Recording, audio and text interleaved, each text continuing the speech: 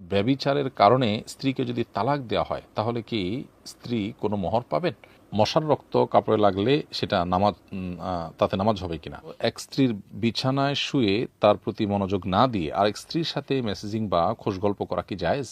নারীদের প্লাস্টিকের আলগা চুল কি বিক্রি করা যাবে? মৃত শিশু প্রসব করলে কি জানাজার নামাজ পড়তে হবে? ইঁদুরের বাচ্চা জায়নামাজে পায়খানা করেছে, যা একদম শুকনো, ঝাড়া দেয়াতেই পরিষ্কার হয়ে যায়, এক্ষেত্রে কি জায়নামাজ ধোয়ার প্রয়োজন আছে? নারী থেকে পুরুষ হওয়ার দোয়া করা যাবে কিনা? প্রশ্ন হলো, এক স্ত্রীর বিছানায় শুয়ে তার প্রতি মনোযোগ না দিয়ে আরেক স্ত্রীর সাথে মেসেজিং বা খোশ গল্প করা কি জায়েজ? কারোর যদি একাধিক স্ত্রী থাকেন এবং কোনো স্ত্রীর ঘরে তিনি থাকেন, তাহলে সেক্ষেত্রে সেই স্ত্রীর হক এটি, অর্থাৎ তার সাথে খোশ গল্প করা বলুন, সময় দেয়া বলুন, এটা পুরোপুরি তার হক। তার বিছানায় শুয়ে বা তার বাসায় থেকে তারই উপস্থিতিতে তার অন্য স্ত্রীর সাথে মেসেজ আদান প্রদান করা বা খোঁজ গল্প করা, এটা অবশ্যই অনুচিত কাজ। এটা যে স্ত্রীর ঘরে আছেন তার অধিকার সুস্পষ্ট লঙ্ঘন করা এবং তার প্রতি যে সদাচরণ করবার কর্তব্য রয়েছে এটি তার বরখেলাফ। কোনো নারীর কাছে, কোনো স্ত্রীর কাছে এটা ভালো লাগার মতো বিষয় নয়। হ্যাঁ, একান্ত প্রয়োজনীয় কোনো মেসেজ আদান প্রদান করার দরকার হলে সেটা ভিন্ন বিষয়, কিন্তু খোঁজ গল্প বা স্বামী স্ত্রী সুলভ যে মেসেজ আদান প্রদান, সেটা আসলে কোন স্ত্রীর পাশে থেকে আরেকজনকে করা সুস্পষ্টভাবে তার প্রতি অবিচার।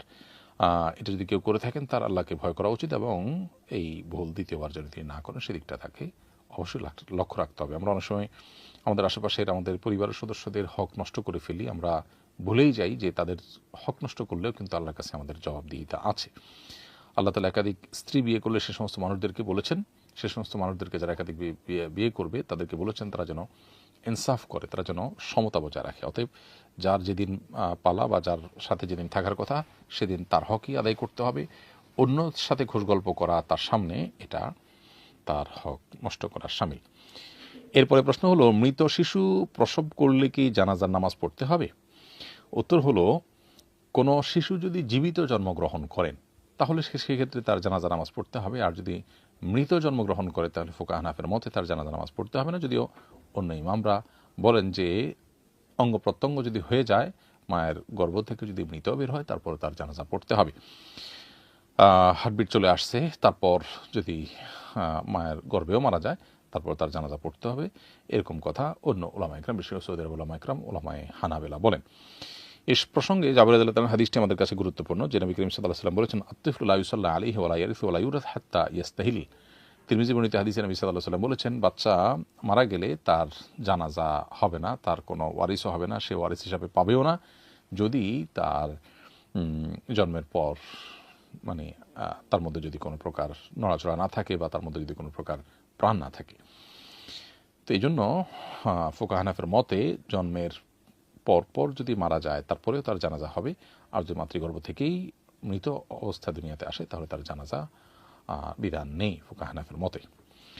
নারীদের প্লাস্টিকের আলগা চুল কি বিক্রি করা যাবে? নারীদের মাথায় আলগা চুল লাগানো মৌলিকভাবে নাজায়েজ কথা এবং শরিয়া এটাকে সমর্থন করে না। কারণ হলো এটা নিজের অবস্থা লুকানোর শামিল। এই জন্য মানুষের সামনে আপনার নিজের যা নাই সেটাকে জাহির করার চেষ্টা অনুচিত। বিশেষ করে অনেক লম্বা চুল লাগালাম, আমার অনেক লম্বা চুল আছে, এটা দেখাবার জন্য। বাস্তবে আসলে আমার তো লম্বা চুল নেই। তো এটা আসলে এক ধরনের ধোঁকা, এই জন্য এটা অনুচিত। বাট যদি কেউ লাগান তাহলে সেক্ষেত্রে মাথার আলগা চুলটা যদি অরিজিনাল চুল হয় তাহলে সেটা কেনাবেচা করা জায়েজ নাই, আর যদি প্লাস্টিকের চুল হয় তাহলে সেটা কেনাবেচা করা জায়েজ রয়েছে। এরপরে প্রশ্ন হলো, স্বামী গোপনে দ্বিতীয় বিয়ে করেছে, আমার মানতে কষ্ট হচ্ছে, তবে আমি স্ত্রীকে ছাড়ার জন্য বা তাকে হক থেকে বঞ্চিত করার জন্য কোনো চাপ দিচ্ছি না, কিন্তু মনে মনে যে আমার বিষয়টা অপছন্দ হয়েছে এই জন্য কি আমি গুনাহগার হচ্ছি? না বোন, ইসলাম আপনাকে আমাকে আমাদের সাধ্যের বাইরে কোনো কিছু করতে বলেনি। আল্লাহ বলেছেন, লা ইউকাল্লিফুল্লাহু নাফসান ইল্লা উসআহা, মানুষকে আল্লাহ সাধ্যের বাইরে কোনো কিছু চাপিয়ে দেন না। আপনি একজন স্ত্রী হিসাবে আপনার স্বামী অন্য কোনো নারীকে বিয়ে করলে আপনার মধ্যে কষ্ট লাগা বা খারাপ লাগা কাজ করতে পারে। আপনি স্বামীকে একান্তে পেতে চাইবেন, সেখানে আরেকজন সেখানে এসে অংশীদার হবেন, সেটা আপনার কাছে ভালো নাও লাগতে পারে। এর কারণে আপনার ইমানের কোনো ক্ষতি হবে না। মৌলিকভাবে যদি আল্লাহর এই বিধান, একাধিক বিবাহের পদ্ধতি বা সিস্টেম রেখেছেন আল্লাহ তাআলা, এটাকে যদি আপনি অপছন্দ করেন, ঘৃণা করেন, ইসলামের সব ভালো লাগে এটা ছাড়া, এটাই যদি আপনি কথা বলেন, তাহলে সেটা আপনার ইমান থেকে খারিজ হওয়ার মতো বিষয় হতে পারে। কিন্তু সেই পর্যায়ে যদি না যায়, বরং আপনি স্পেসিফিক আপনার স্বামী এটা করেছে, সেটা আপনার কষ্টের কারণ হচ্ছে, তার কারণে আপনার কোনো গুনাহ হবে না। বরং আপনি যে সবর করছেন, আপনি যে আপনার স্বামীর এই বিয়ের পরও আপনি বলছেন যে তার হক, অর্থাৎ দ্বিতীয় স্ত্রীর হক যেন নষ্ট না হয় সেদিকে আপনি খেয়াল রাখছেন, এর কারণে আপনি আল্লাহর কাছে আজর পাবেন, বিনিময় পাবেন। দুনিয়া খুবই সংক্ষিপ্ত বোন, দেখতে দেখতে দুনিয়ার জীবন কিন্তু পার হয়ে যায়। আমরা আজকে যেটাকে খারাপ মনে করছি কালকে ভালো লাগে, আজকে যেটাকে ভালো মনে করছি কালকে সেটা খারাপ লাগে। ভালো হোক আর খারাপ হোক, জীবন শেষ হয়ে যাবে। কিন্তু আমি যে সবর করছি, আমি যে আল্লাহর ফয়সলাকে মেনে নিচ্ছি, আমি যে ধৈর্য ধারণ করছি, এর কারণে আল্লাহর কাছে আপনি অবশ্যই বিনিময় লাভ করবেন ইনশাআল্লাহ তাআলা।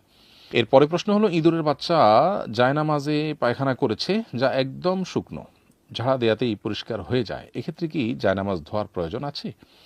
উত্তর হলো যে, যদিও শুকনো হয়ে গেলে সেটা ঝাড়া দিয়ে যদি পড়ে যায় এবং দূর হয়ে যায় এবং নাপাকির তেমন কোনো আলামত না থাকে, তাতে জায়নামাজ পাক হয়ে যাবে। তারপরেও ধুয়ে ফেললে ভালো, কারণ সেটা কিছুটা পরিচ্ছন্নতার জন্য অধিকতর উপযোগী। পরিচ্ছন্নতা ইমানের অঙ্গ, বিধায় ধুয়ে নেওয়া ভালো। কিন্তু শুকনো যদি হয় এবং সেটা যদি ঝাড়া দিলে চলে যায়, কোনো আলামত না থাকে, তাতে সেই জায়নামাজ নাপাক থাকে না, বা সেটি ধুয়ে পবিত্র করাটা আবশ্যক হয় না। তবে উত্তম হয় ধুয়ে যদি পরিষ্কার করেন এবং পরিচ্ছন্নতার জন্য অধিকতর উপযোগী।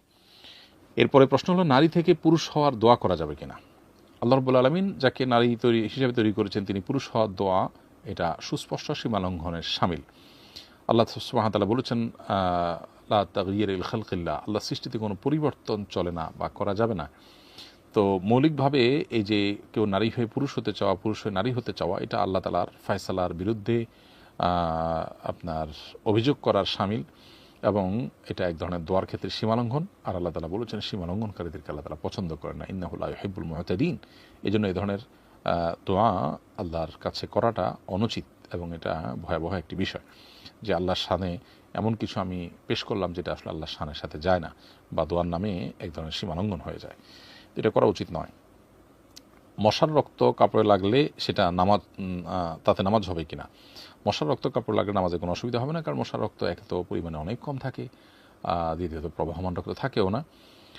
তার শরীর থেকে তাকে মারার পর যে রক্ত লেগেছে শরীরে বা কাপড়ের কারণে, সে কাপড় বা শরীর কোনোটাই নাপাক হবে না। নামাজ জায়গা লাগলে সেই নামাজের জায়গায় নামাজ পড়লে নামাজও হয়ে যাবে। প্রশ্ন হলো, স্ত্রীর ব্যভিচারের কারণে স্ত্রীকে যদি তালাক দেওয়া হয়, তাহলে কি স্ত্রী কোনো মোহর পাবেন? কোনো স্ত্রী ব্যভিচার করলে তিনি মোহরের থেকে মাহরুম হয়ে যান না, বরং স্ত্রী হিসাবে আপনি স্বামী স্ত্রী হিসাবে যদি আপনারা সংসার করে থাকেন, তাহলে তার প্রাপ্য হয়ে গেছে মোহর। এখন তিনি জিনায় লিপ্ত হলে এটি তার ভিন্ন পাপ, ভিন্ন জবাবদিহিতা আল্লাহর কাছে, সেটা ভিন্ন বিষয়।